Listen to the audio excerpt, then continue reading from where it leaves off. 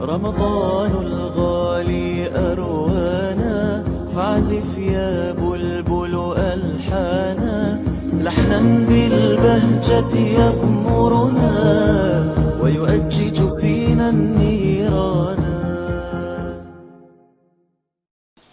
السلام عليكم ورحمة الله وبركاته.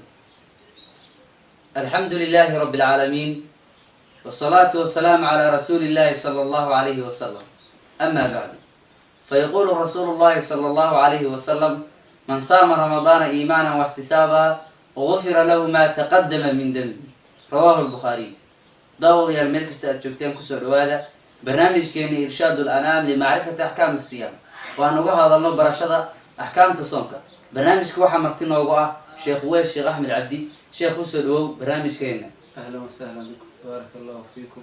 بارك الله بك شيخ. هدي أن قلت لنا برنامج كينا نوعن كودين يا بيش الصوم يك صوم كواجبية.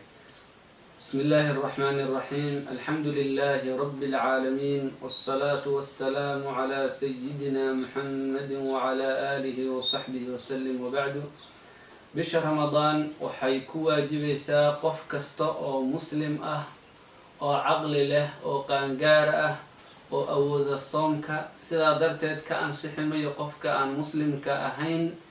cunuga yarka ah oo aan qaangaarinna soomku kuma waajibayo.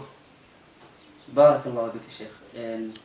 المها يركا يعني قانقارك أهين صوم كما الأمر يا بسم الله.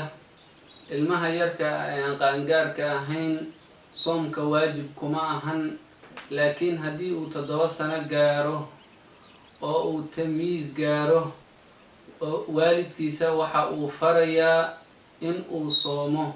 waajib bayna ku tahay qofka waalidka in uu faro soomka cunuga yarka ee 7 sano gaari. بارك الله فيك شيخ. واحد ترى هذي بشهر رمضان وحي كواجب ساقف كسته أو مسلمة qaangaara caqli leh awooda. marka qofkan awoodin ku waajibi misliya qofka aan awoodin soomku ku waajibi mayo, sida qofka xanuunsan xanuun aad u daran oo uu awoodin in uu soomo.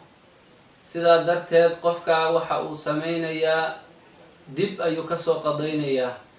waxaana laga maarmaan ah in lagu baraarugsanaado xanuunka inuu yahay xanuun aad u daran, uusan ahayn xanuun kasta oo fudud.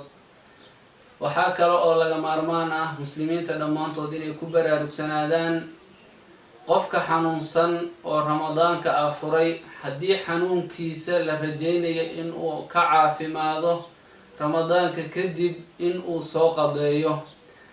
laakiin haddii uu qofka afuray uu yahay qof waayeel ah oo da-ah aan awoodin in uu soomo, ama qofka xanuunsan aan la rajaynaynin in uu caafimaado, waxa uu sameynayaa qofkaasi fidye ayuu bixinayaa. بارك الله فيك شيخ. marka fidye maxaa lahaa? fidye waxaa la yiraahdaa koombo waafi ah oo raashinka magaalada laga isticmaalo kan ugu badan ah, waxaana la siinayaa qofka faqiirka ah ama miskiinka ah qoraxdu markay dhacdo maalin kasta. بارك الله فيك شيخ. معلوماتك قيمها بدن aad nasiisay kuwii ku camal falan ilaahay naga yeelo. daawadayaal intaan ku kulmi doona xalaqadan xigta ee barnaamijkeena إرشاد الأنام لمعرفة أحكام الصيام. waxaan idin leenahay kurtida dambe oo xiiso leh. السلام عليكم ورحمة الله وبركاته. لحنا بالبهجة يغمرنا ويؤجج